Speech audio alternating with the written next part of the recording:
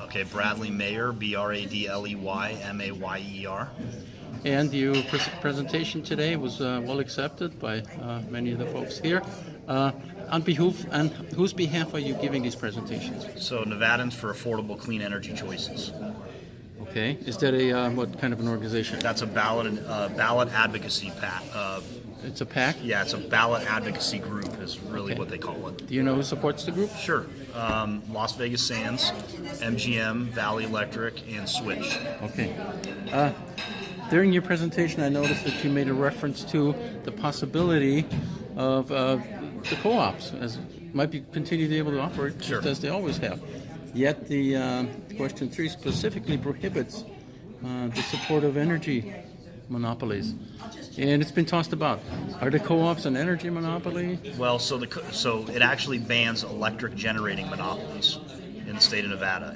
Only generating. Correct. And so in the case of Overton Power District, they don't do any generation. Really, Overton Power District is already operating under energy choice in a way, because what they're doing is aggregating all of their constituents together and going out and procuring power for them on the open market.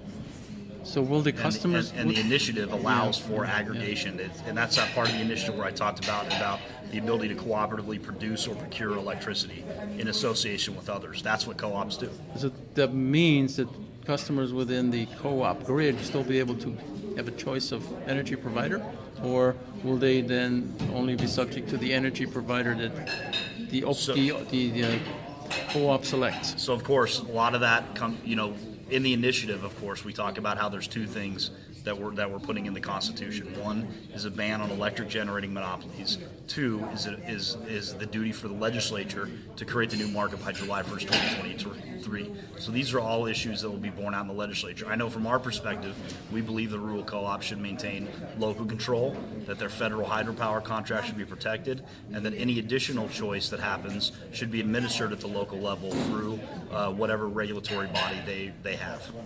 That's not explicitly stated that the hydroelectric contracts will be protected. It's not in question 3, again, but that's hopefully something the legislatures will do? Of course, yes, exactly. All that's specifically stated is that we can't have electric generating monopolies in the state of Nevada, and that the legislature must set the new market by July 1st, 2023. All right. And one more question.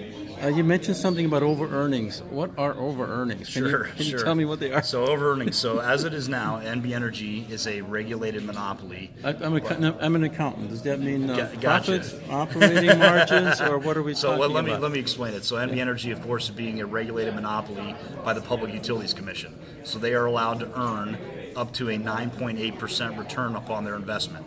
Based on testimony that was given before the PUC, they've regularly earned 11-12% on their investment, and so that difference equates essentially over earnings, and it's hard to say whether that's all profit or not, but it's a simple entry. Amount of money over earned above and beyond their allowable rate of return of about $232,400,000. These operating earnings eventually wind up in retained earnings, or not? Well, you're the accountant, not me, so it's a loaded question. Well, you're the accountant, not me. I mean, even the nonprofits have over earnings. Sure. You need to have over earnings. You need to have reserves for contingencies such as But I guess our point is that they're allowed to earn about a 9.8% return. That's their actual profits. Right? 11-12% return. And I think our point there is that those kind of inefficiencies don't exist in competitive markets. They do exist under monopoly markets. Yeah. Would you have a breakdown as to when somebody provides an offer for so much per kilowatt as to what that consists of? There's the energy producer, there's the broker that puts it all together. Do you know what those components would be for I'm not trying to understand your question. Well, when you have somebody that says, you have an energy choice now, we're offering you energy at 8 cents a kilowatt, okay? And you pay this to, I suppose, eventually to the person that provides it to you. So that's the energy generator, the broker that puts it all together, because there's more than one energy generator in this new company, right? And they need to have a structure of what they do with their rates. There's a certain amount is profit, a certain amount is, operating earnings. There are brokers that are involved in getting these contracts together for the various energy providers so they can provide it to a consumer in Nevada.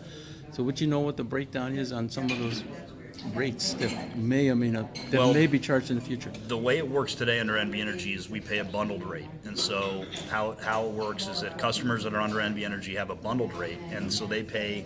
That's not the question. The question is when you have a provider that comes to the marketplace, says this is how much we were offering you to pay for the energy charge Right. per kilowatt. Right. What does that? Overton's going to deliver and add their own charges or whatever. So what does that mean? And do you still have a breakdown that energy charge as Well, to who gets what? I guess that was the point I was getting at. So today it's a bundled rate. So the transmission and distribution and power costs are all bundled into one. I know it'll be unbundled. And it'll be unbundled under Energy Choice, and so you'll have separate charges for transmission, distribution, and separate charges for power. We're not costs. talking about and that. those will be laid out on the bill. Right. What we don't know is the portion for the energy charge. I mean, there are components to that also. Some of those energy charges, the revenue from that goes to pay for the producer, to pay for the contractor, the company that generates, like Enron. Oh, bad word. Like Enron, okay? They had nothing to do with distribution and taking care of the maintenance of the lines and the substations, but they had to do with what? Contracting among energy providers to drop it into energy grids. And that was the extent of it. For that, they obtained a substantial amount of money, I think. Otherwise, they wouldn't do it. So, do you know what the breakdown would be, typical? So I don't. So I'm not sure I'm following your question, but I don't think I know. Oh, it's hard. It's a very hard to follow question. It's a very hard to follow what the breakdown question. is. It's a very hard to follow question. The question simply I can follow up with you and what try are to the get the right components answer. of the rates? Not sure I'm aware of that. Okay.